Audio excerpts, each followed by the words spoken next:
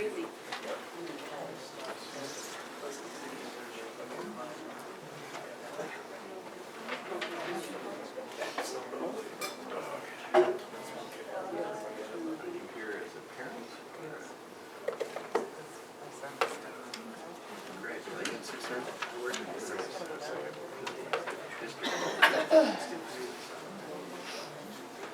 Okay, appears to be, excuse me, 6:30, January 27th, 2025.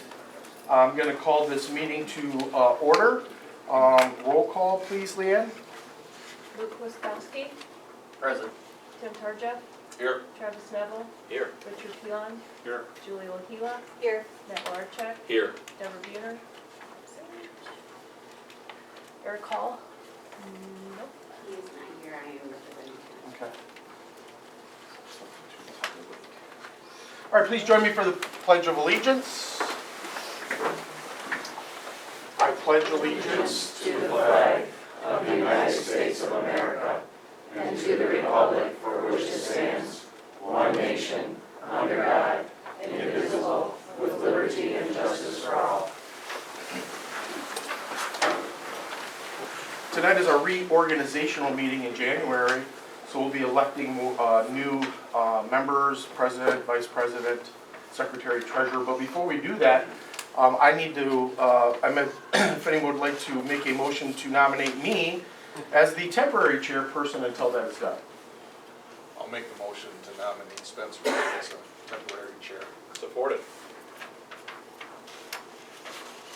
Roll call. Luke Wiskowski, Yes. Tim Tarja, Yes. Travis Neville, Yes. Richard Pilon, Yes. Julie Lahila, Yes. Matt Larchuk. Yes. Now at this time, we will entertain a motion to nominate the new president for the Board of Education for the 2025 year, calendar year. I'll make a motion to nominate Julie Lahila for president. Seconded. Roll call. I like this sense of action. That was quick.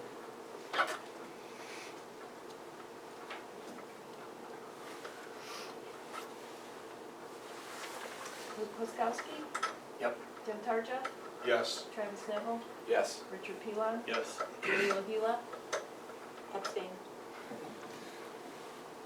Matt Larchuk, Yes. Deborah Buhner absent. Put that at this time. All yours, Julie. Okay, at this point, I will ask for a nomination for vice president for the 2025 school year, 26 school year. I'll nominate Tim. Supported. Who supported? Was that Travis? Travis. Travis supported, yes. Mrs. Merline? Luke Wiskowski, Yep. Tim Tarja, Abstain. Travis Neville, Yes. Richard Pilon, Yes. Julie Lahila, Yes. Matt Larchuk. Yes. Okay, I'd like, the next we have to elect secretary, and I'm looking for a nomination to elect secretary for the Board of Education for 2025. I'll nominate Deb Buhner as secretary for 2025. Support. Mrs. Merline? Pardon me? Mrs. Merline, roll call. Actually, I think I'm supposed to say discussion on that. If there is any. Is there Any a discussion? discussion? Yeah, at any time, Nope. we'll make a discussion. Any discussion? Luke Wiskowski, Yep. Tim Tarja, Yes. Travis Neville, Yes. Richard Pilon, Yes. Julie Lahila, Yes. Matt Larchuk. Yes. Okay, next I would like to have an election for treasurer for the Board of Education for 2025. Make a motion to nominate Matt Lenarchuk for treasurer for 2025. Support. Discussion. Discussion? Luke Wiskowski, Yep. Tim Tarja, Yes. Travis Neville, Yes. Richard Pilon, Yes. Julie Lahila, Yes. Matt Larchuk. Abstain. And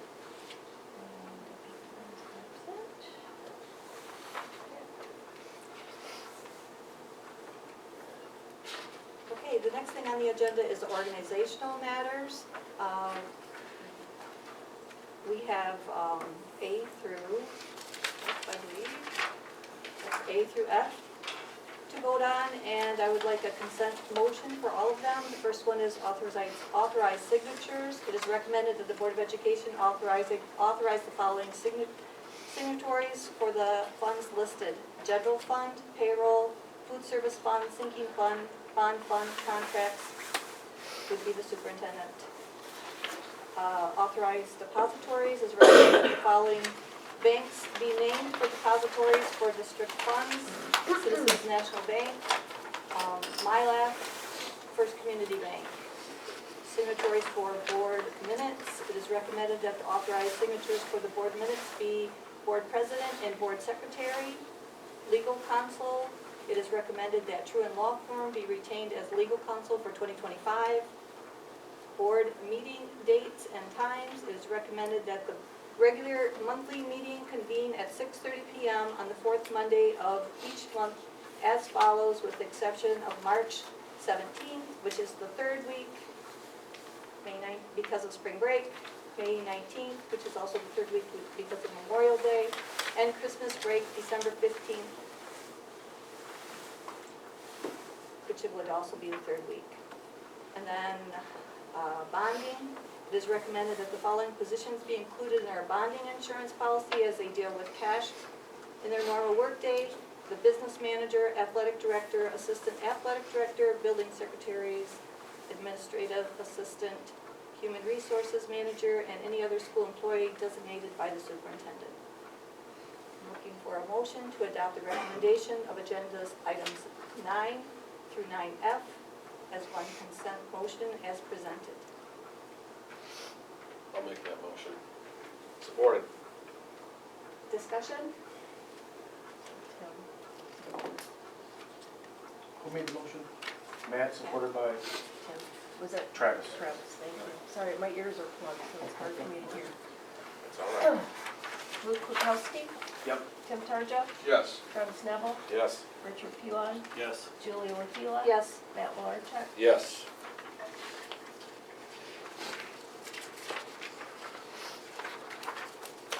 Next one is approval of minutes for December 16th, 2024 regular meeting and January 21st, 2025 special meeting as presented.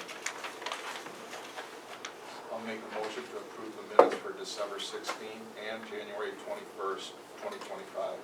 Support. Discussion? Oh, sorry. Discussion? No? No. Mrs. Melvin?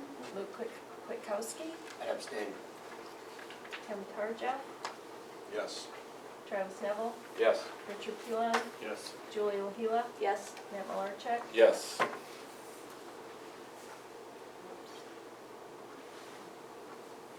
Okay, recognition of board members? Yes, this is Board Appreciation Month, the month of January, so I wanted to say a few words and thank the board for their service. As many of you know, they don't get paid a lot to be on the board. Nothing. That was a joke. They get paid nothing.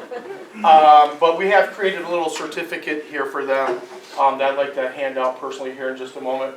But also some other positive news. We have a new board member here tonight. Luke, you want to introduce yourself a little bit? You're a new face to the crowd. Yeah, Luke Kukowski, I'm actually a local. I've grown up, lived in Sheboygan, went through the school system myself.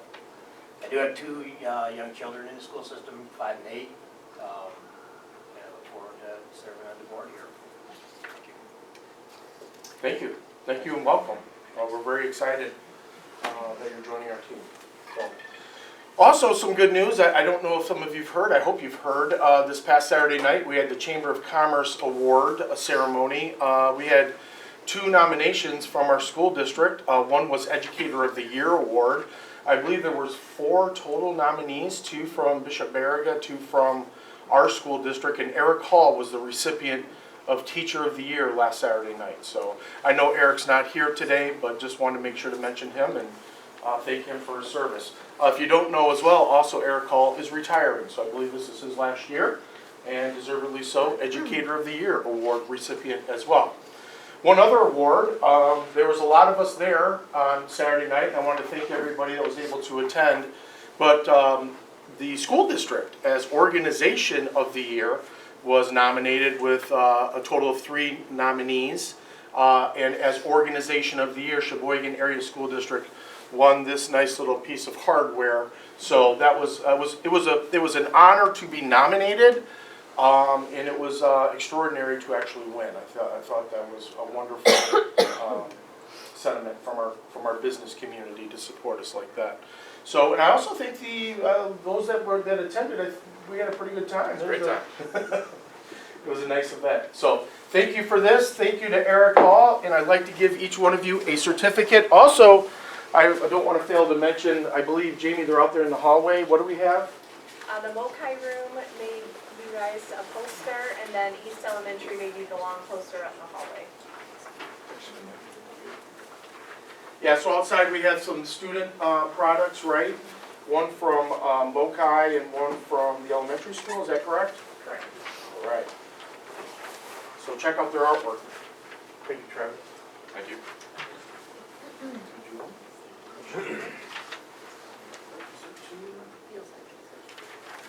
Thank you, Matt. Here's your certificate. Make sure to put it up on your wall. Okay. Bring back suitable for framing. Suitable for framing. All right, thank you. Okay, next I would like to ask for an amendment to our agenda to amend purchase of 2 buses and also the bid for the bid for both of them, the bid for the buses and the bid for the basketball hoops. Yeah, just a quick explanation with that as part of the discussion. Those have already went in front of the Finance Committee, but Leanne was sick today, so they failed to get on the agenda, but we're going to catch up, and then you look like you're feeling better. I'm great. Okay. So yes, we're going to have to add those to the agenda. And we should add them to 13, 3, and 4. Yeah, A3 and 4. I'll make that motion. Support. Discussion? Mrs. Miller? Luke Lukowski, Yep. Tim Tarja, Yes. Travis Neville, Yes. Richard Pilon, Yes. Julie LaHila, Yes. Matt Malarchuk. Yes. Okay, next is the recognition of our students of the month, and I'm not sure who's presenting that tonight, who is presenting that, and Mr. Nix will be presenting that tonight for us. Good evening, everybody. This is actually kind of a fun honor that I got because someone else was sick, so I feel for you, Lee, but I'm very excited to be able to do this for these kids because I've got to know all 4 of these kids quickly this year, and they're standouts. So I don't forget, though, I think I'm going to play photographer when we're done. We're going to get a picture of you guys all out in the hallway once we do all 4 of you, too, so don't forget about that. But first, we're going to start off with Liam Fredette. He was nominated by Mr. Nesbitt, so bring him on up. Come stand up here too, my brother. Couple things to say about Liam. He is a truly just a model student, understands why he is in class, what his purpose is, and then works diligently to achieve success. He exemplifies 3 important qualities of a leader. First, leader of self. He doesn't allow others to negatively affect his behavior. Number 2, he leads by example. He's always on task, always trying to do things the right way, and if he is not, he asks questions and is extremely coachable. And third, he serves others, always willing to help, whether it's a classmate who is struggling or cleaning up at the end of class. Now, Mr. Nesbitt's challenge to you. Please maintain your humble confidence throughout your high school years and after, where he is sure of himself while also being willing to learn and striving to develop and get better. So, kind words from Mr. Nesbitt on your behalf. I'm going to include those on there, so congratulations, buddy. We're proud of you.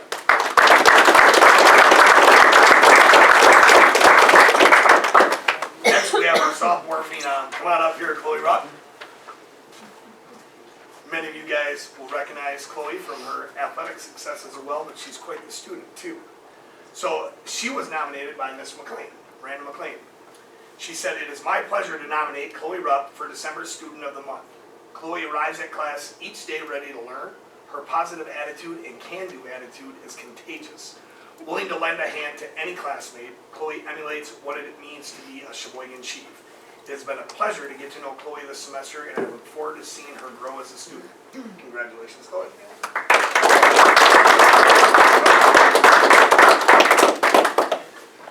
This next one's a little bit longer, so Eli, come on up here. An English teacher wrote this one, so it's going to be. He was nominated by Mrs. Safford Gruff. Sandy wrote some very kind words on him. She said, "To the Board of Education, I selected Eli Chase for the December Student of the Month because I feel he is an outstanding scholar who is interested in learning not just for the grade, but for the journey along the way. I've had the privilege of teaching Eli for the past 2 years in English, first in English 10 and now in the Advanced English 11 Plus course. Throughout his time, Eli has proven himself to be an outstanding student and an invaluable member of our classroom community. Eli's academic strengths are numerous, particularly in his ability to grasp and engage with abstract concepts. He demonstrates a deep understanding of the materials we explore, making connections between literature, history, and themes that emerge in our readings. This ability to see beyond the text itself and to engage with its larger implications sets him apart from his peers. His passion for history also allows him to offer perspectives that help deepen the understanding of the works we study. Eli asks questions that challenge the class and prompt further exploration of the material, showing a level of intellectual maturity well beyond his years. One of Eli's strongest qualities is his active participation in class. Whether in a small group or a whole class setting, Eli is always prepared and eager to contribute. A recent example of Eli's leadership and initiative can be found in his role as a leader in our independent Shakespeare reading group. Eli took it upon himself to guide his peers through the often complex and nuanced language of Shakespeare's work. Not only did he help clarify difficult passages, but he also led his group in thoughtful discussions about character motivations and the historical context of the play. His leadership and communication skills were essential in the group's success and in fostering a collaborative, supportive learning environment. Eli is the kind of student who consistently goes above and beyond expectations. He is always prepared for class, engages meaningfully with the material, and brings a level of enthusiasm and intellectual curiosity that elevates the learning experience for everyone around him. I have no doubt that Eli will continue to excel in all of his academic pursuits, and I am pleased that he has been recognized as the junior for this year's December Student of the Month. Congratulations, Eli Chase.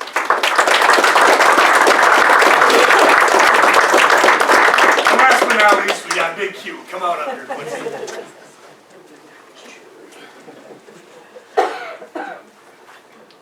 All right. Quincy was nominated by two people, Miss Nesbitt and Miss Brandt. So Quincy Schneider is the type of student every educator wants to have in class. He is kind, respectful, courteous, hardworking, quiet, most of the time, and he tries hard to succeed. He is never a behavior problem. Although sometimes he gets a little too chatty with his friends during the work time, he always seems to genuinely care about his learning and his grades. His personality is so easygoing and relaxed, and he helps calm down sometimes a very stressful class period. And you know he can work with any student without a problem. He may not be in the top 10 with a grade point average, but he is in the top 10 all time for my overall good students because of his good, honest, and just willingness to be a decent person. We need more students like Quincy who are willing to put in the work, to show up, and keep going until the job is done. He will definitely be successful in life, and we wish him only the best. Congratulations, Quincy Schneider.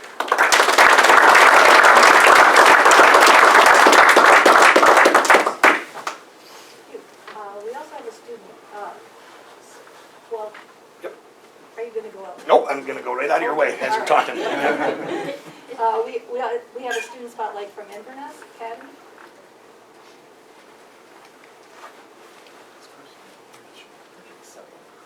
Okay, hello everybody.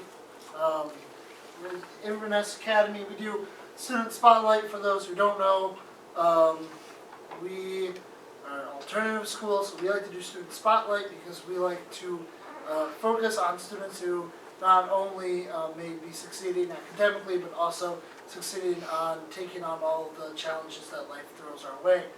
So for this month, we are going to be recognizing Lucas Eagleson. Lucas, come on up. So Lucas has been with Inverness Academy for ever since the 7th grade. That's just about 6 years, right? Because he's a senior. He has completed all of his requirements for graduation and will graduate at the end of the semester. He is a 3-year welding student over at the high school, and he is doing his senior capstone welding. He is which by the way, he's very proud of his welding. One of the things that Lucas is known for is showing off all of his very cool projects that he does. One thing that he just showed me a second ago was a project that he did for the Sheboygan basketball team, in which he designed like a little C logo. It was that little. I know it wasn't, sorry. You know, it's fine. Poor choice of words. We're very proud of Lucas. Lucas talked to quite a few our teachers, 2 teachers, and they told me that Lucas is a very engaging student. Not only is he engaged in class, but he can also be an engaging factor in class. He is also a very bright student as well. Also, it's his birthday this week. He's turning 18, so happy birthday to you. And here is your student spot.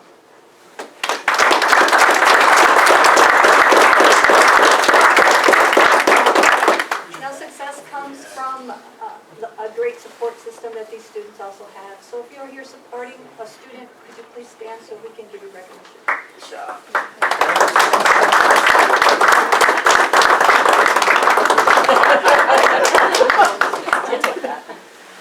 Thank you very much. I'll steal those Right kids now, for the picture right now. Yes, Mr. Mix is going to take a picture of students out there. If you would like to leave at this time, you're more than welcome to leave. If you'd like to come back and join us for the rest of the meeting, you are also welcome to do that. Thank you.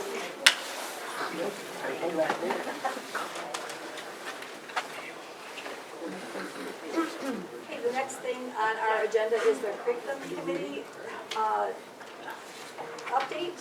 And we had the curriculum committee meeting on January 22nd, last Tuesday. The first thing we talked about was the social workers and the data crisis,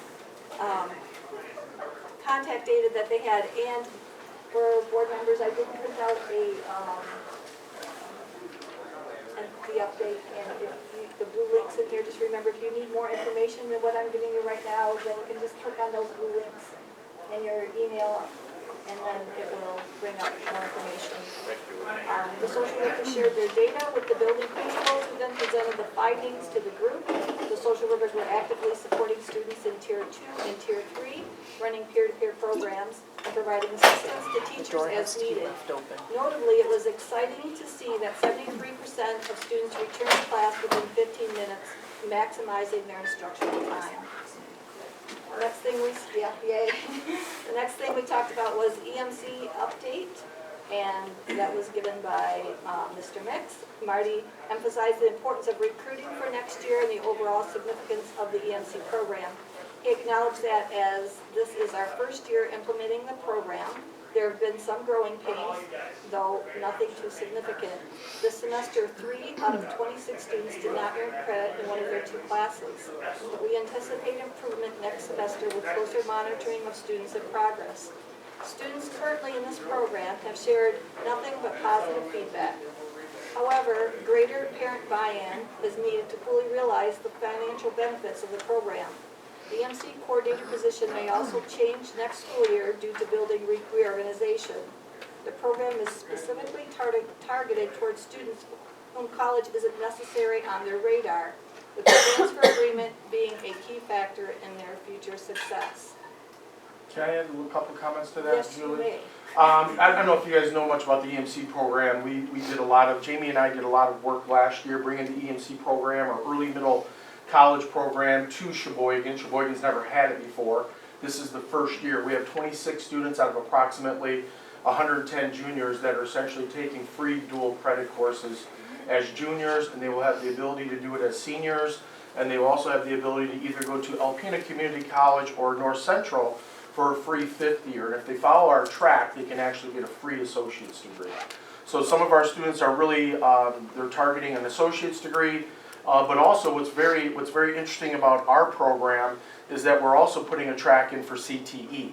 So as you guys know, we have a very strong CTE program. Many of those students start as juniors, and they do a junior-senior program. Many of those students, if they don't necessarily want an associate's degree, they want to go to Alpena and get in one of their certified programs and get a certificate within that 5th year. So some of our students are choosing to do that too. And if you know anything about Alpena Community Colleges, they have one of the strongest CTE programs in the state. They have a wonderful lineman program that is nationally recognized. And we can take our automotive program, our welding program, and some of our other CTE programs, and they will directly correlate with those students that want to go to Alpena. I don't know if you know this as well. We, in the COP ESD region, we have 9 CTE programs. And we're second largest school in our region. The largest school is Gaylord, and they're second with 6 CTE programs. And right now, Ryan McClintock is looking to add a 10th CTE program, fire and police safety. So we're real excited about that. Yeah. Jamie, am I forgetting anything? Okay, the next thing we talked about was the we received a preschool update from Mrs. Dufton. Mrs. Dufton announced that registration for our first cohort of preschool will be open on March 1st. That's so exciting. We're getting there. There will be no busing provided, but the school will be held, and the preschool will not be held on Fridays to accommodate home visits and state requirement training sessions. So we are getting there, we're close. So we're hoping for 2 sessions next year, which would service 36 families. The next thing we talked about was the high school credit recovery. There was a discussion about high school credit recovery, focusing on where and how it should take place. The original plan was to be held at Inverness, but due to the bathroom remodel, it will need to be moved to the high school. It is recommended that at least one person from Inverness be involved to ensure the program is run effectively and provides the greatest benefits to students, addressing previous issues with students skipping through the program. Additionally, summer school opportunities for credit recovery will be limited due to the expiration of ESSER 3 funds. So, the next thing we talked about was a refiguration of the building updates. We were able to see some rough drafts for East CIS and the high school of what the plan is. It's still working, they're just rough drafts, still working out getting everything situated at the buildings. There were minimal changes to the configuration maps for East and the high school since the last update. However, the CIS and CMS building will undergo significant reconfiguration. Teachers have requested 4 personal days to pack up their rooms due to move. It's important to note that personal items should be packed up annually. It was shared that we met with Site Logic yesterday, and Deanna mentioned that East will need more bathrooms and classrooms to accommodate 4-year-olds as their needs differ from those of 2nd graders. We are also waiting for ideas regarding playground equipment for pre-K. And I would like to add to that, Julie, we're listening to the teachers as best we can, and one of the biggest things that the teachers are concerned about with this pre-K program installation is bathrooms. So right now, we've had 2 design team meetings. We have a 3rd scheduled for next week. But so there may be some shifting from the original plan to a new plan to accommodate the teacher's request. So, yeah, so it will be a big move for everybody, but very doable. Then Mrs. McClintock gave a curriculum update. The math curriculum is progressing well, supported by PLC meetings and additional curriculum work planned for May during our PD day and the 2 summer curriculum camp in May. ELA will begin its curriculum mapping journey after that. The curriculum camp, along with the stipends and substitutes for those unable to attend, is made possible through grant funding. However, we continue to face challenges in finding sufficient time to meet all of our goals. We are implementing a 3-year cycle year 1, focus on math, year 2 on EL, and year 3 ELA, and year 3 on science, social studies and specials before repeating the cycle.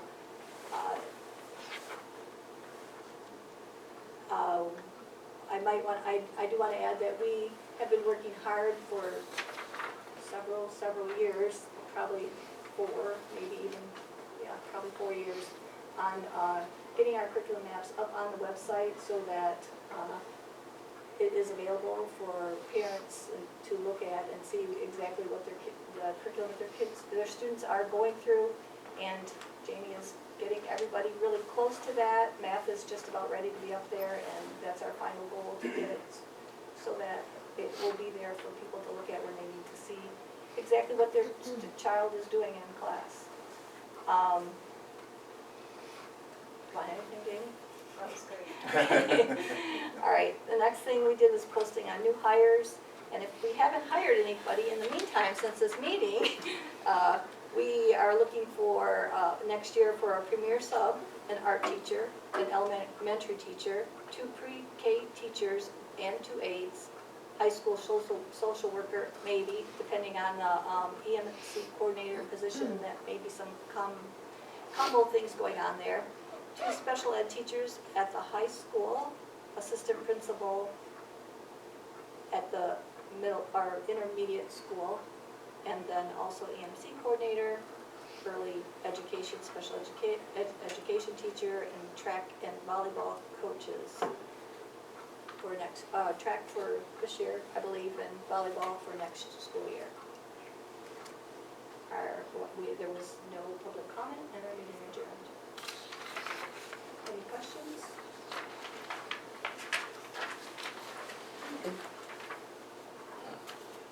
Okay, the next thing on our agenda is early graduation, and we have a student who would like to graduate early. Yeah, is Marty still out there? Marty's still out there. He had to leave. Did he leave? He Okay. will be back. I am looking. I do have the, hold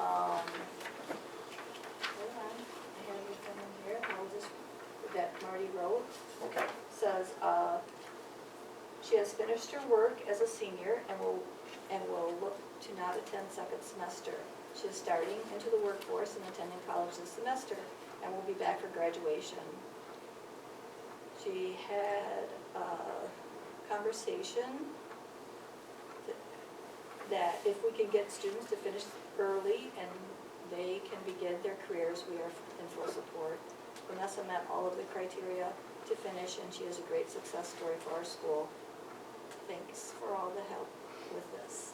So she would like to graduate early, and she needs board approval to do that. So I am looking for a motion to approve the request by Vanessa Luttrell to graduate early upon completion of the first semester in January. I'll make that motion to approve the request by Vanessa Luttrell to graduate early. Support. Discussion? Oops, sorry. I'd just like to say that, historically, depending on the school district, some people support initiatives for early graduation and some don't. Some boards' opinions vary on this subject matter, but I do believe in the year and a half that I've been here, for those folks that are ready to go, this is our second early graduate this year.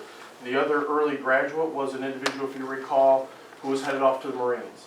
So as long as they meet the requirements for graduation and they have a conversation with Marty, and it sounds like they have a good idea or plan moving on a semester early, graduating at the winter, we're in support of that. And most of the board members in the past year or so have also been in support of letting those students move forward.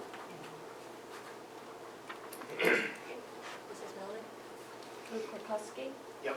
Tim Tarja, Yes. Travis Neville, Yes. Richard Pilon, Yes. Julie Lahila, Yes. Matt Malarchek. Yes.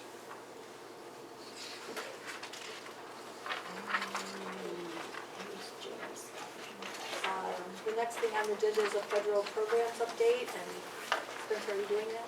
Jamie's going to do that. Okay. Here's a hard copy of Jamie's presentation while she sets up the BenQ. So you'll have a hard copy, and you can also follow along with her on the screen. But as you know, Jamie is taking a new position with us.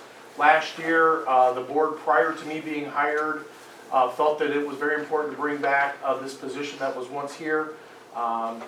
Jamie's a little bit of a morph of that old position, but she's the Director of Instructional Support, and she kind of helps us lead some of our academic initiatives, but also she helps manage the state and federal grants, which is probably a full-time job all on its own, as she will explain to you right now. But she's going to give us a little bit of update on some of our grants.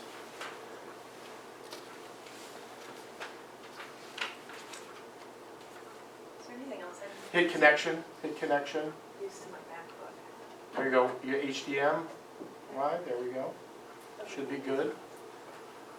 Okay, so state and federal grants takes up about 80% of my time. It's a lot of work. I think most of you know me. You might have to hit your computer though. Come over here. These are the types of grants that allocations that we have for this year, and they're color coded. The orange ones are what I thought I was doing when I came into this position.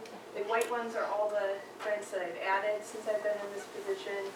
The blue one is something that Elizabeth McNeil wrote, and I now manage that. And then the yellow one is a grant that Deanna Duffton wrote and gets yearly, and so she manages that. But Is that the preschool, or is that the summer school? that's the grant? kindergarten camp. Yes, okay. I also wanted to show like which ones we get every single year, and then you'll notice some of these grants are multiple years, which makes Laura's life really easy. Just kidding. Here's our Title I. We use this usually with staff. We hire Title I teachers. This year I have field trips written into it. We do have to give a portion of this money to the private schools, so I work closely with Bishop Arida to make sure that they get the amount that they are allotted, and then they run our programs in their school. Jamie, if people don't know what Title I is, what is that? It is additional services to help support students with academics. So we get it because we are a high poverty district, and so it's based on the poverty rate. And quite often, those students that receive Title I is a Tier 2 or a pullout quite often. Correct. They're struggling in the classroom. So you see a small group there in the picture. That's what a title teacher would look like, pulling out students that are struggling academically and working with them in small groups.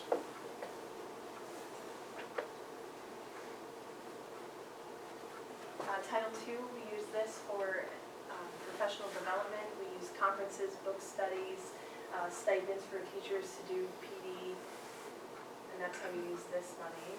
We also have to give a portion of this money to Bishop Arida, so I work with them on that as well. Title IV is also a federal grant. I moved this money to Title I or Title II because we need, our needs are bigger there, and we don't always have what we need. So Title IV, I just transferred to one of those based on our needs that year. Title VI, this is our Native American grant. This has been a really exciting grant to be a part of because we have an aide that we're able to hire, and they support students who qualify as Native American students in the classroom. And the data is really great. She does a really nice job. And we have to have 4 meetings every year. And so I get to know the board, like we have like a little Native American board, and it's been a great experience. We've increased this amount just by getting paperwork in, so that's great. 31A, this is our at-risk money. The goal of 31A is to increase ELA, or reading, in up to 3rd grade, math up to 8th grade, and college and career readiness for high school. So we use this in a lot of different ways. High school counselors, summer school, credit recovery. Sometimes if we don't have enough title money, we may have to use it for title teachers, bass workers, things like that. And that's the state grant. This is a new grant, 23G. We got this last year. This funded a good portion of our summer school. It does look like we have a tiny bit left, so we may be able to do a tiny bit of summer school programming, but I'm still trying to figure out what that will look like. 27B, this is the grant that Elizabeth applied for, and this pays back teachers for their loans. So they have to submit their payments and then we pay them back.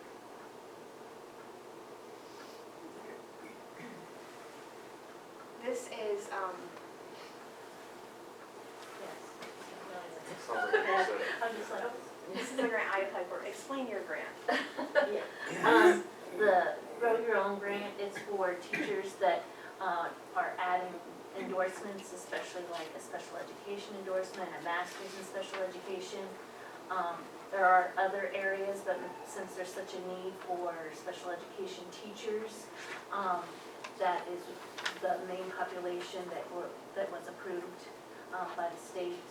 And we've been able to help quite a few teachers get their masters in special ed and counseling.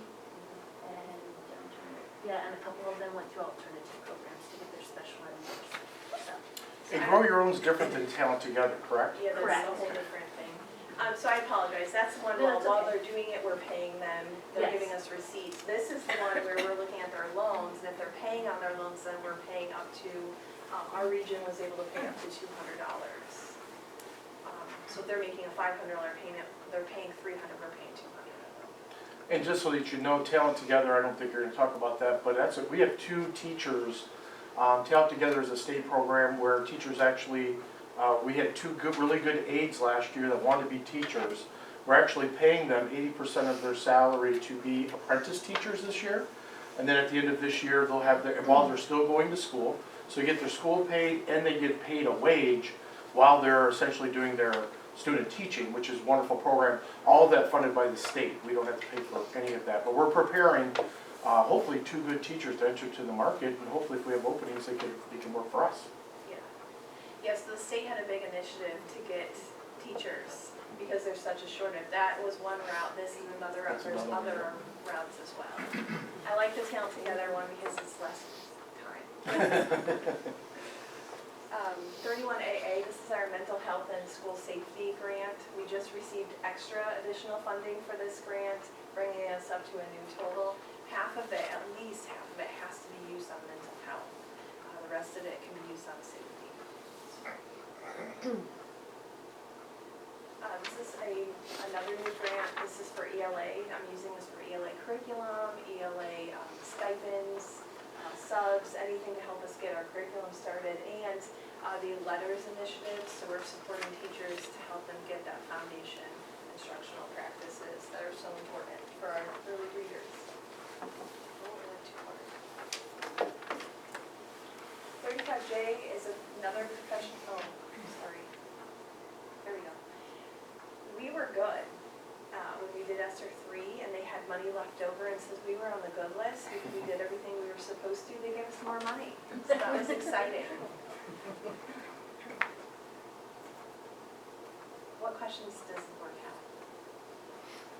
Is there anything you have on your horizon that you're working on, like grants that you don't have listed here of significance?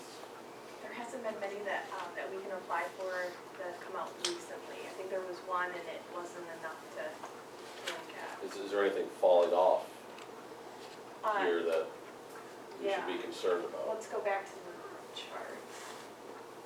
Yeah, which ones are 31AA, correct? The orange ones are pretty safe at this point.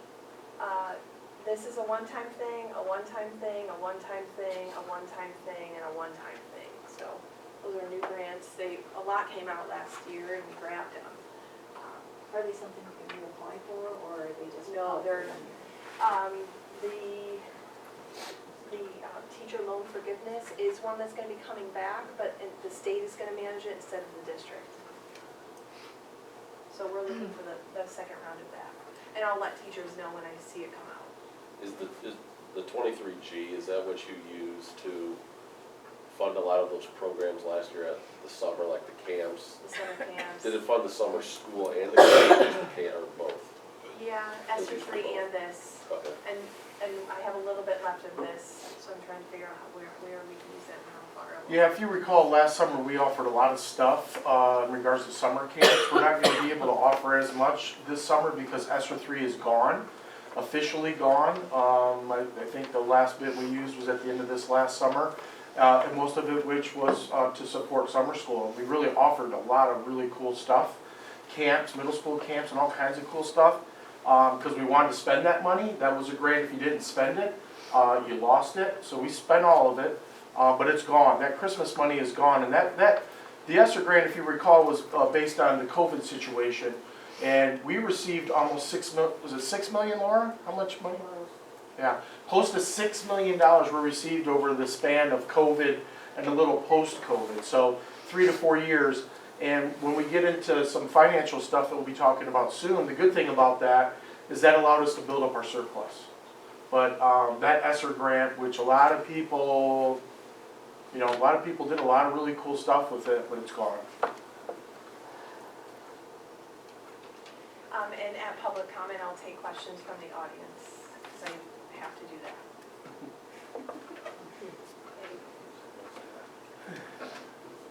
Anything else? Thank you, Jamie. Thanks, Jamie. Good job. All right, the next thing on our agenda is stable finances, so we're starting with the finance building and grounds update by Matt, right? Yes.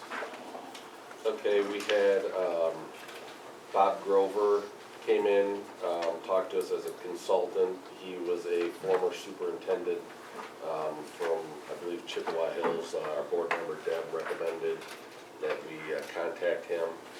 He came in to kind of give us an overview and second opinion on the pre-K process, moving the grades and the building layouts and just kind of overall thing. I guess he had experienced and personally been involved in similar scenarios, I think two times, I thought he said, at some of the different, I think he worked at a couple different districts, but anyway, we went through the process himself. So he met with Spencer, he met with all our building principals, had some insight that he worked with them, just kind of gave them his thoughts, just had some suggestions for the board to consider as far as, like rebranding the schools name-wise based on the new different grades that will now be in the buildings.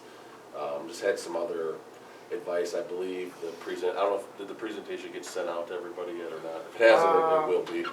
Yeah, I don't Did it? know. I don't know if It we did. did or. I think you sent it to the board. I thought Okay, we so I mean, so the board, you guys should have all seen it. That's, pretty much what he talked about. It was a very lengthy presentation, very thorough, about an hour. The other thing, he was willing to come. But I think everybody, we got the gist of it, and he did a great job. And he confirmed, like Matt said, he confirmed everything that we're doing.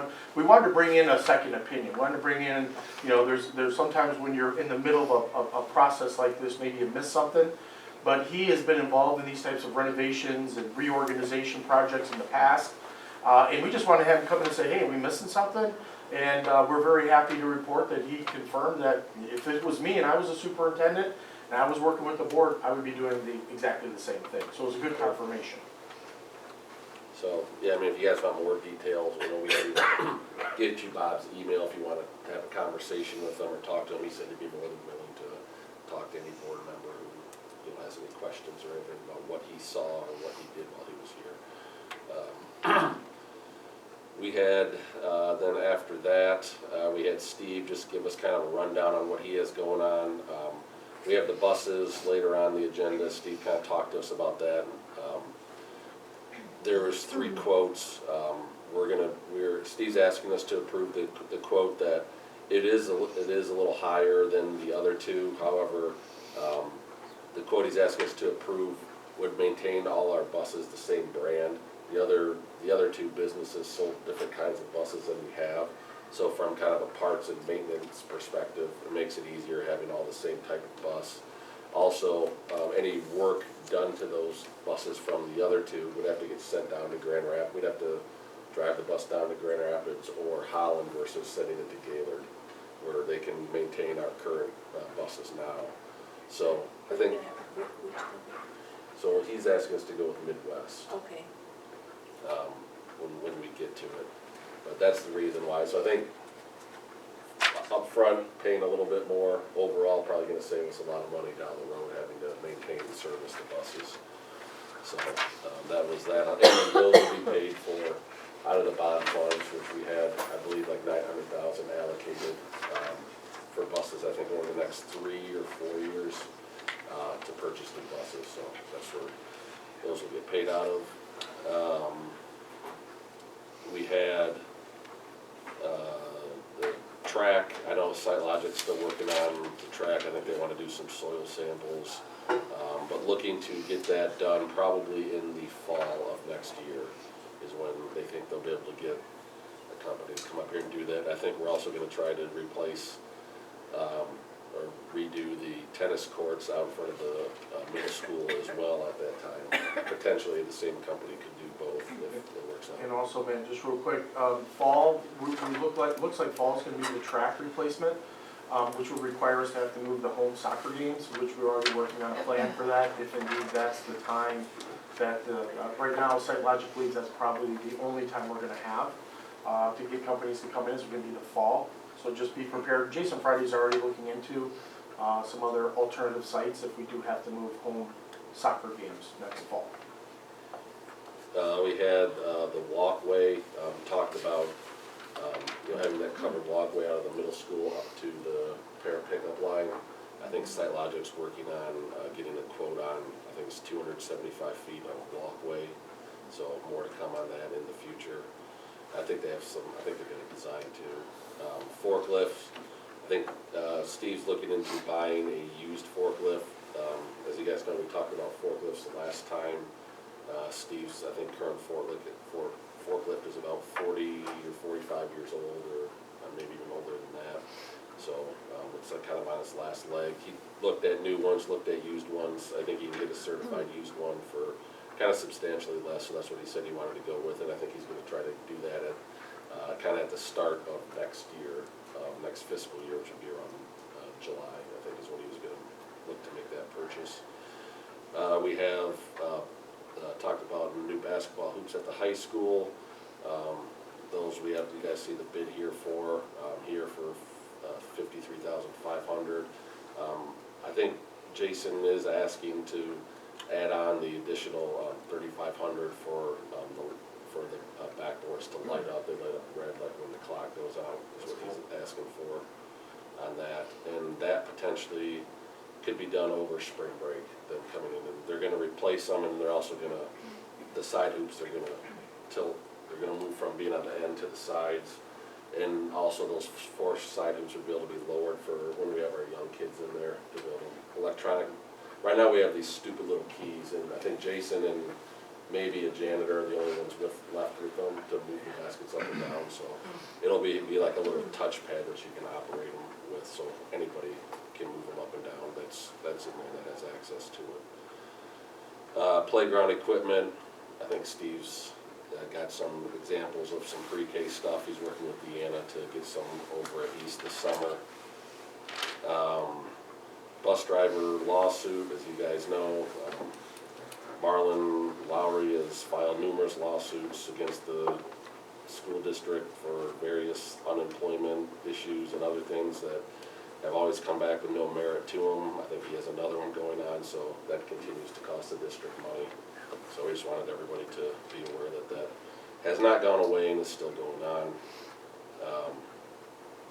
The high school, I think they're looking at, again, for the moving of all the grades, about putting a wall in the old COP room, still trying to figure all that stuff out yet. Steve has to do some work getting filters on some sinks and replacing, I think, a few drinking fountains. There's like a filter first, it's like a legislation that he's got to, I think, do some of the faucets in the buildings, he's got to put some filter on, and I think replace a few drinking fountains, he said. Inverness, the bathroom drawings, I think, were finalized. They're going to try to do that this summer. Adding like the shower out in the boys and girls' bathrooms out here. And went through the amended budget. I'll let Laura kind of go through that when she comes up here to do her thing. Finance software. The current finance software that Laura and Marlene use is it's being sunsetted, and they're looking to go back to the system that I think they wanted a couple of years ago, and we went to something else that a lot of the other districts in our region went to.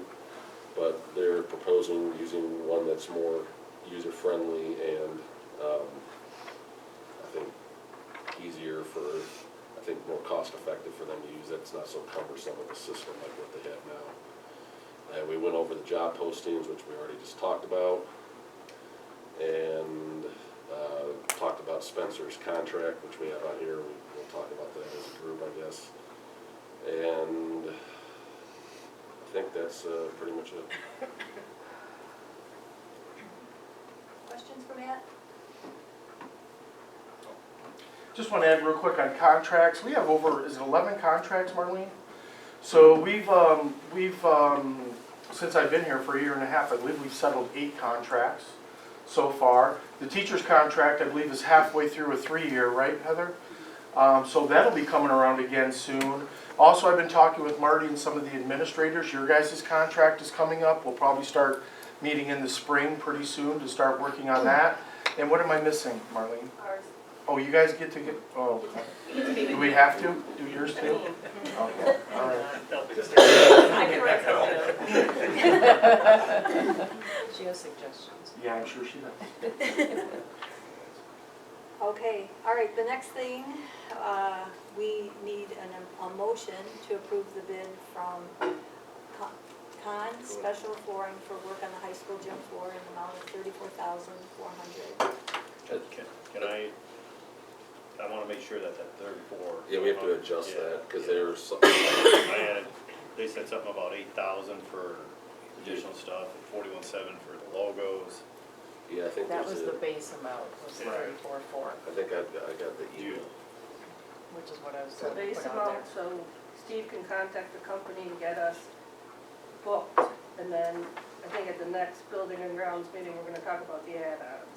Okay, I think the add-on is just for like the logo. I talked to Jason. Those are just examples of possible add-ons, Okay, so if we need. So I think what we need to do is just approve the base bid, and then between now and next month, figure out which extras we do want. I don't know if we want all of them. I think there was one that was a warranty, something like that too. So, yeah, right now what we need to do is get the bid, but the bid is approved, and then Steve can book the business.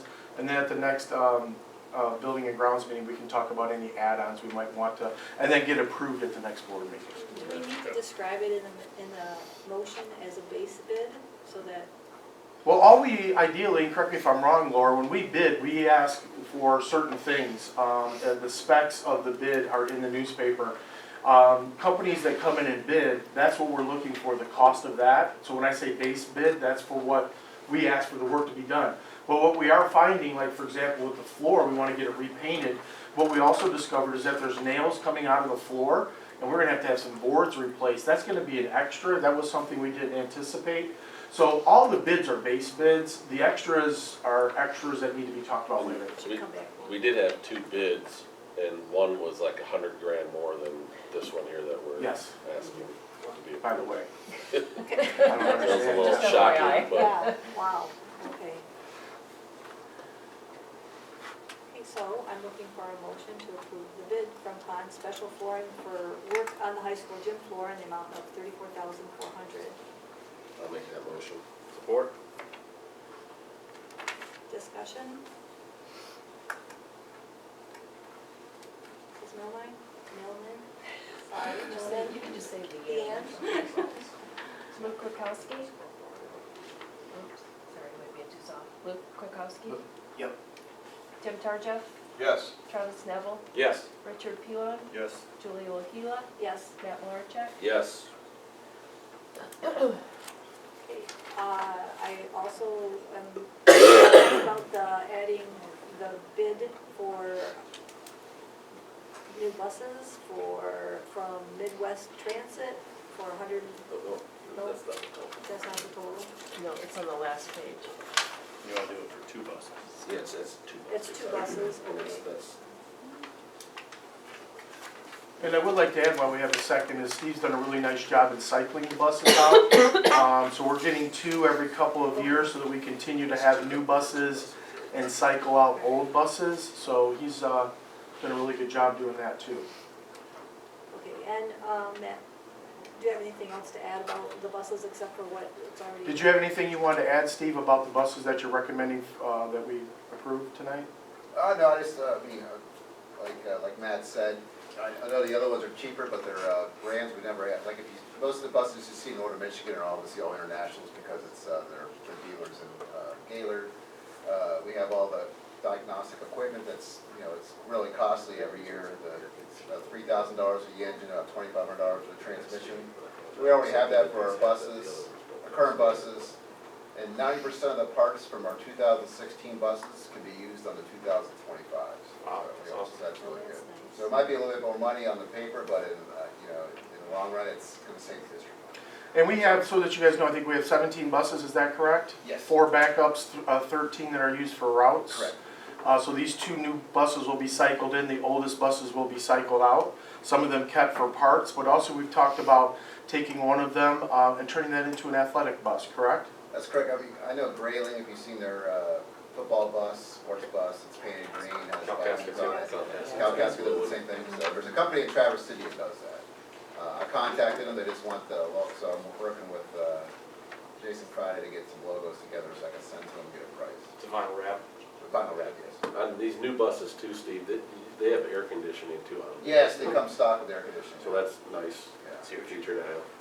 Not that we needed a ton, but it's Yeah. nice to have it when it's. Steve, while we're talking about buses too, I know that since I've been here, especially up in the north, there's been a lot of pressure to look at electric buses, right? Yes. And your thoughts on that are what? Well, I am basing mine on, first of all, as everybody knows, when the federal government gives you money, it's not free. So, but yeah, they can fund our buses, but they're not going to fund the infrastructure. And the infrastructure is going to be really expensive, putting the proper charging stations in, the electrical cost. And plus, there's this, I just don't have a lot of research to base, how these buses are, as you know, when it's really cold, batteries life is not very good. And these batteries, the battery cost for these buses, electric bus costs how much one of those buses we're buying costs. So they say they last 8 to 9 years, the batteries, but in the colder, just a really cold environment, that could be split in half. So when those batteries go bad, to replace them would be buying a new diesel bus at the cost. Not just imagine that bus stranded somewhere. Yeah, that's Freeze another the kids, issue. right? I mean, it's when we had those really cold temperatures last week. I've heard stories of the drivers have to turn the heat off and all the electronics because the battery's draining. So we don't want to put our drivers and especially the students at risk. Being stuck. There's actually dead zones. They get out here like the Dirty Duck and those places out there where the radio transmission is really bad when the buses are out in that area.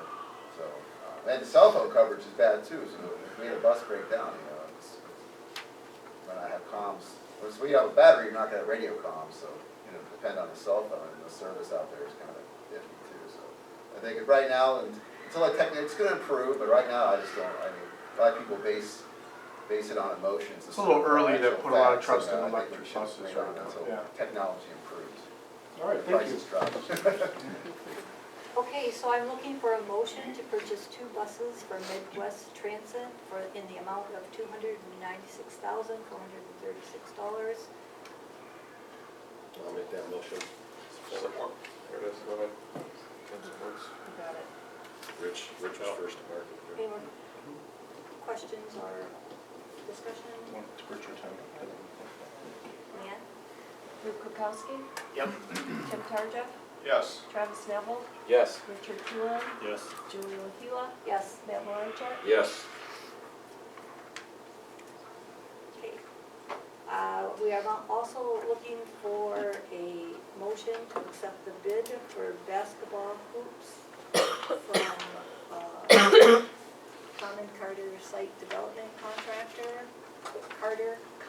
Crompton Site Development Contractor, in the amount of $53,000 by, I'd make it for 57 to include what Jason was asking for, after the additional, for the 3,500 isn't included in here. So if you- okay, what Jason was asking for, it would be 57,000, not 53,500. okay, so It would go from $53,500 to $57,000 to add the light, the back, and the remote. The remote, no, the remote's on it now, So that, why that, should we part of the bid? Is the light, I don't know. it's not on the bid, it was, they bid it and then Jason asked after. The same company? Yes. Okay. I'll make that motion. Can we just restate, did you get the motion, do you need it restated? No, I'm good. Okay, all right, discussion? So who was the support? Sorry, was that you, Tim? We, Yeah, they did it while you were, no, yeah. well, I was napping. Yeah. I think, was it Travis, you made the motion I to did. support? Okay, Rick Kukowski? Yep. Tim Tarja? Yes. Travis Neville? Yes. Richard Peeland? Yes. Julie Pila? yes, Matt Malarchuk? Yes.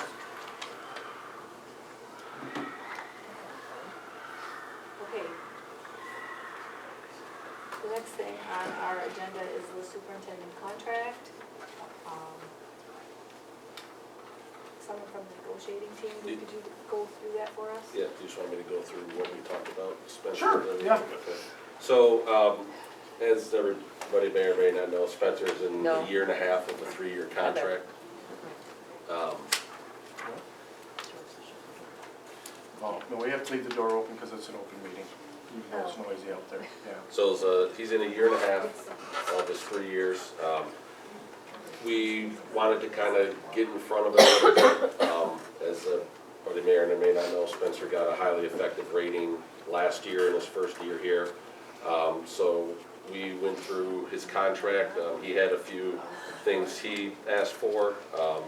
So basically, as we go through the contract, what the idea would be, he would serve through his second year, which ends June 30th of this year, and then the new contract would start in effect July 1st, 2025, and then go forward from there. So we thought that was the best way to alleviate trying to rewrite stuff and figure halfway through a year.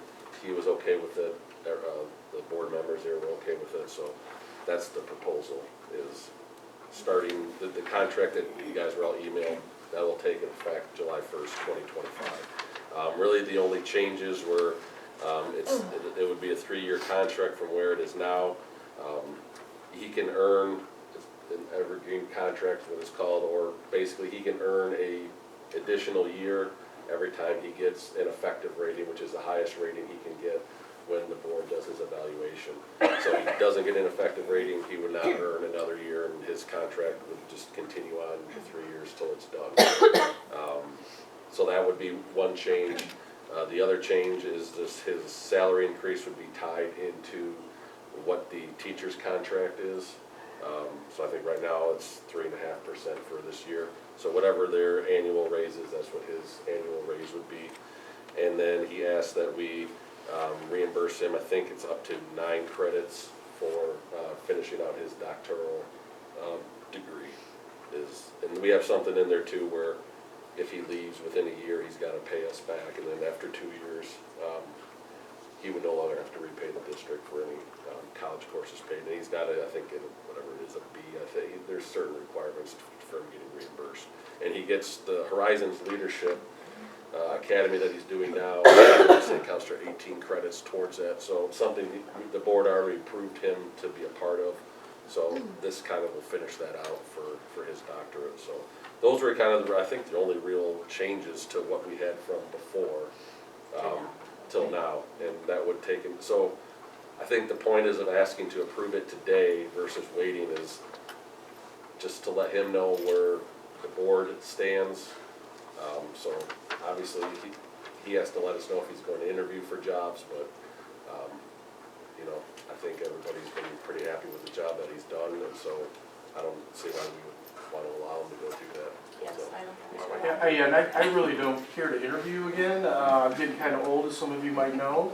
And part of this ideology behind some of these changes, I'm 56 years old. Realistically, I can look to retire at 60 or 61. As you guys know, I have young kids in our school district, they're juniors.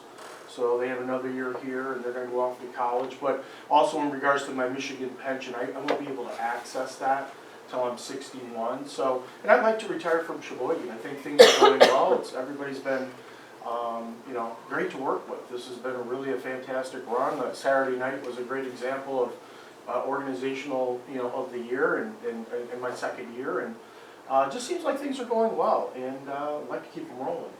And that's another thing we talked about too to consider is the amount of projects that we have coming up the pipeline over the next several years to have somebody new come in who maybe even may have a different vision, or at least the minimum to catch them up on everything would take a little while to get them up to speed on all the stuff that, especially once things start rolling, you know, I think having the continuous person in charge to see it all the way through. That's really key with the benefits. bond. I mean, I think you guys are aware, November, 22.5 million.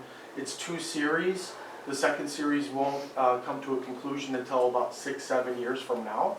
So, I mean, the first series, we're keeping ourselves pretty busy with all the stuff going on this summer, with a really big renovation being next summer, with the renovations that are gonna happen at East Elementary. That's gonna be probably the biggest project that we're gonna do out of the entire series. But then we do have a handful of more projects that will need to be done in Series 2, which won't take effect until 3 years down the road. Okay, so any questions from anybody on that? All right, so I'm looking for a motion. Find my place here. I'm looking for a motion to approve the recommended changes to the superintendent contract. Motion. Support. Motion made by Rich, supported by Nat. Congratulations. Ms. Thank you. Nealman? Luke Kukowski, Abstain. Tim Tarja, Yes. Travis Neville, Yes. Richard Peelan, Yes. Julie LaHila, Yes. Matt Malarchuk. Yes. Thank you. Now, congratulations. Now, don't be jinxing me, Travis. Sorry, bud. Thank you very much. I appreciate that, though. I hope to, real excited about the future here, so I appreciate the support. Well, we appreciate the job that you've done and all the great things going on in the district, and I really enjoy the energy that you have that says, let's get it done now. I like that a lot. I like that movement of how things have progressed so quickly, and that's something that you don't a lot of times see in education. Not Slow getting any go, younger, so I'm not getting any younger. So Yeah, you get this stuff done. I hear you on that. Okay. All right, so the next thing is payment on bills. Payment of bills. I would like a motion to acknowledge the payment of the current regular and bond invoices in the amount of $858,957.00. I'll make that motion. Support. Okay, the motion was made by Matt and supported by Travis. Luke Kukowski, Yep. Tim Tarja, Yes. Travis Neville, Yes. Richard Peelan, Yes. Julie LaHila, Yes. Matt Malarchuk. Yes. Next we have a budget amendment. Laura? The quickest thing ever. In your packet is the amended general fund budget. We only had to amend the general fund budget. All the other ones, the sinking fund, the bond, activity accounts, they didn't change that much, so there wasn't a need to amend them. I'll call your attention to page 3 of that budget, which kind of gives a high-level view of everything. When we did the 24-25 proposed budget back at the end of June, and we really didn't have that much great information from the state, because the state budget was not adopted yet. We were predicting $9,157 expenditures over revenues. However, now, with the amended budget, that has changed to $952,545 expenditures over revenues. Some of the things that affected that, in the proposed budget, we budgeted for a $241 per pupil increase, which at the time was the governor's recommendation, but her actual increase was 0. And in the proposed budget, we based it on the fall 2023 student count of 1,480 students, and we did not budget for a decrease in students. However, we lost around 13 students. And now that we have the information from the state of Michigan, this is what we're basing it on, and it's very likely that's going to change too between now and the final budget in June. Anything you'd like to add, Spencer? Well, thank you, Laura. Just quickly, a couple things. I think from a balcony view at the budget, I think that's when you hear the numbers that Laura is sharing at the beginning of the year based on inferior information. Laura and our folks did the best to propose a budget. At that time, we were looking at only around $10,000 deficit spending. And a lot of that was based on FTEs and some of the other revenues that we thought we were going to get and that we didn't get. But the numbers you really need to take a look at, if you're looking at page 3, what I'd like you to bring your attention to is the percentage. The fund balance is 33.95. Maybe not all of you were here last year. We talked about setting kind of a minimum guideline of 25%, right? At 25%, we said then we need to be concerned. So we're at almost 34% right now. So we're 9% above the threshold. Don't get me wrong, I'm not happy about deficit spending, but we still have a significant surplus for a district our size. Our surplus is over $8 million. The problem with that, and I think everybody needs to understand, and I've been working with my administrative team a lot to make sure that this is quite clear, that $8 million was built on the back of the ESSER grant. The ESSER grant was $6 million. You could deduct $6 million from that $8 million if you really want to, because that $6 million of ESSER grant money allowed us to buy things that would have required us to use general fund money to buy. So those monies we were able to not touch, keep in savings, and built it up to $8 million. And it's still, again, almost 34%. Now, I will also tell you that even 25%, the board has, made a statement that, when we get close to 25%, we need to start having some conversations. And I think that's a good idea, that's a good plan. But, to be quite honest with you, 25% is pretty high too. If you take a look at most school districts in the state, they typically set a threshold of 15%, maybe 20%, when they really start to get concerned. One thing that you need to take into consideration when school districts have a large surplus, taxpayers often look at it and say, well, we're not a bank, right? We're not here to grow large surpluses. These are monies that should be spent on kids and giving kids the best educational opportunity that we possibly can. So we're spending it, and although $900,000 seems and sounds like a lot, and it is, we just need to be careful and cognizant moving forward that our spending isn't, we don't have 3 or 4 large deficit spendings in a row, and we don't start creeping down to 25 or 20%. I believe the state will come in and take over at 5%, right, Laura? Well, we were already a deficit district for a number of years, so if we hit that level again, the state could come in and basically Spencer could lose his job, I could lose my job. And the state Replace the whole administration. Yeah, the whole admin team would be out. At what percentage is that? 5. Is that- It's like 5, 10, Yeah. I think it's 5%. Yeah. They start At 10, you to probably call start you getting early some in the morning. phone calls if it's going down, Yeah. But you get around 5, they're going to come in and they're going to bring their own staff and their employees and they'll take over. Don't want that. No. So, and when you guys look at this, the other pages are more of a detail. This is the 3 is the summary, and then as you page on through the rest of it, it's more detail. And if you have any questions about any of those pages, just shoot me an email. and I will Well, get it answered. And also, Laura, I would like to add is that this is just one fund. This is the general Right. fund. Now, also what board members should need to know that are new is that the general fund, the majority of the general fund pays salaries. And so our staff, faculty and staff make up about 80% of the general fund. That's how we pay for our staff, right? So when we're negotiating contracts and stuff, we need to keep that in mind, because that's really what the general fund is all about. We have other funds that are even, they're fine, right, Laura? We have a sinking fund that has $1.1 million in it.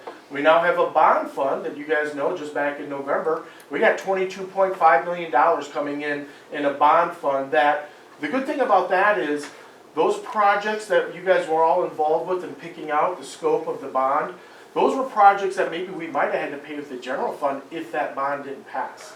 So think of that also as kind of a quasi-ESSER grant in the sense that now we have $22.5 million to fix stuff that may have broken down and or need to be replaced, and then we would have had to even tap more into general fund or into the sinking fund.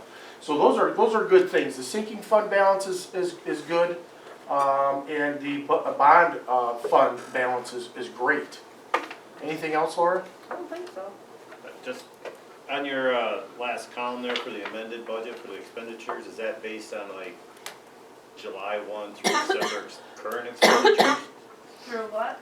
Like Sorry. year-to-date July 1. expenditures, like July 1 through December? Yes. That, and then you just estimate for the next 6 months? Okay. And then at the end of June, we'll have a pretty darn good idea of it, and that will be the actual, Okay. final. Yeah, and one of the Base things, actual off the audit. one of the things that I've brought in here, it's a little different, being an old business manager myself, I have a CSBO from Illinois, is that we're gonna start, the good thing is that this amended budget, we're in January.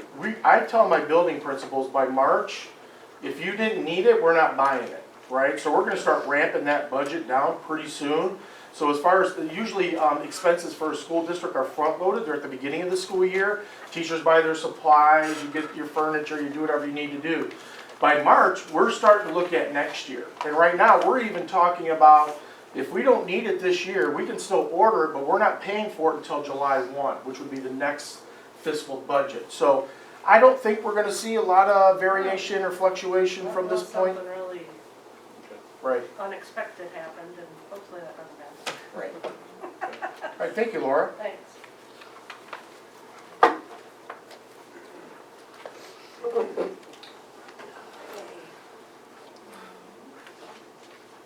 I'm looking for a motion to approve the 2024-25 amended budget as presented. I'll make that motion. I'll support it. Okay, we have a motion that was by Matt, supported by Rich. Any discussion? Mrs. Millman? Luke Kukowski? Yep. Tim Tarja? Yes. Travis Neville? Yes. Richard Pula? Yes. Julie LaHua? Yes. Matt Malarchek? Yes. Okay, moving on to strong communications. We have an athletic committee update. Yep, I'll run through it pretty quick. We already talked about the job openings. The Booster Club is buying the football team a tunnel and kind of like a big helmet thing for them to run through. Next year, they're just asking that we buy it and then they reimburse us. I think that allows them to avoid paying the sales tax. We talked about well, we just did the floor stuff and that we have to pick what designs we want on there. So that was, Jason just presented a few ideas as far as color scheme and design. We already talked about the track and potentially having to move the home soccer games. I think if we have to move them, they're looking at maybe moving them down to the Gordon Turner Park, the soccer field down there as a possibility. I know Jason's still working on it. The new conference banners that he had ordered, he's still working on trying to find the right place for them in the gym. At the football field, the band boosters requested to build like a gazebo, I think, where they have the grill out there. And we just directed the gentleman there to talk to Steve about it. They were going to pay for it with their booster money. We talked about looking into new bleachers at the middle school for those of you who may not be aware, there's like 3 rows of steps, and there's no more steps to go up to the top of them. Just kind of from a safety aspect, there's no railings, there's no handicap or wheelchair availability to sit anywhere. I know this young man's been to games that I've seen, he almost gets run over half the time that he's out there at the middle school game, so. And another thing that Ben brought up, which I thought was great, if second graders are gonna be moving to that building, it's gonna be hard for them to get up those bleachers without stairs. So just kind of to bring them up to today's standards of having the railings. I know our high school bleachers have been a big hit on the community from being able to walk up them easily with the railings. Again, the wheelchair accessibility for the spots where they kind of get a little cove to go in there, just makes it a lot nicer of a viewing experience. We just did the basketball hoops earlier, and just, it had been brought up last time about doing a soccer cooperative for the boys. I don't think we're no longer considering that they should have enough kids to, this year was kind of an issue with filling out a team, they should have more kids next year, so that was pretty much it. Did you talk about the banners? Yes, Pretty cool. the conference banners, but then we also had approved to get all the championship banners that hang in the gym. We're going to move those to the end wall because right now they kind of block the view of our upper deck bleachers. And we also have a mismatch of various sizes, colors, lettering, fonts. So Jason's ordering new ones that are all consistent. They're gonna put them on the wall. And then we're kind of just kicked around an idea of how to maybe auction off the old ones to former alumni who may be interested in, teams that they played on with those years. So I think we're still trying to figure out how that's gonna proceed, but we kind of talked about that for a little bit. And also the Booster Club, I think, Marty, they're gonna pay for this stuff that the football team is getting, right? Yeah, I said that. Okay, and it's pretty, they're gonna have a tunnel of, Yeah, like a big and a tunnel big that helmet? has- Yeah, smoke comes out of it, or yes. Smoke and fire, and, Did you see we are gonna check with our insurance company and make sure that we're covered. But, and then also I heard fireworks after wins, what's That's going right. on? They're looking into that right now with city ordinance and that one. Okay, should be a fun Friday night. All donated by our community, which we have to really appreciate that. Yeah, last year the Booster Club gave us $46,000 in support of a variety of programs, and this right here alone is $10,000. So the Booster Club has been very supportive since I've been here, with what some of the things they do and buy for I us. think all our teams pretty much have all new uniforms, middle school and high school, I think. If they don't all, almost all of them do. All from boosters? All from the boosters, pretty much. That's amazing, what a great community we live in, huh? Okay, That was it. all right, thank you. The next thing on the agenda is overnight trips. We have the DECA State Conference in Detroit on March 12th through 16th. It's an overnight field trip. I do have the paperwork for it. That's been filled out for students that are attending during this district. It's the Michigan DECA State Conference. It's a business competition that directly relates to, I'm assuming, I almost said Deanna. Yeah, if you recall, we didn't think we were gonna be sending anybody because they got snowed out, right, Marty? But how many kids end up? 16, all based off of their interviews. That's amazing, that's amazing. Yeah. Very cool. So I'm looking for a motion to approve the March 12th through 16th, 2025 overnight field trip to the DECA State Conference in Detroit. I'll make that motion. Support. So the motion is made by Nat, supported by Tim. Any discussion, questions? Mrs. Miller? Luke Kukowski, Yep. Tim Tarja, Yes. Travis Neville, Yes. Richard Keelan, Yes. Keelan, Yes. Matt Malarchuk. Yes. Okay, the next thing is public comment, and if anyone has public comment right now, especially questions for Jamie, I think Jamie needs some questions. Marty will if you need it. Okay, great, yeah. What questions do you have for me? Oh, wait, not of me. Yeah. Well, I mean, it's, oh, you're good. Oh, a picture of, oh, What do no, you want a picture of? Yeah, we're getting a little crazy here. So, Marty, can you take I'd like you to get a picture of the board before you guys leave. Now, hold on a second, wait. In front of the elementary banner that they made for you guys. And Julie, if you could hold our trophy, and I'll get us on the website tomorrow.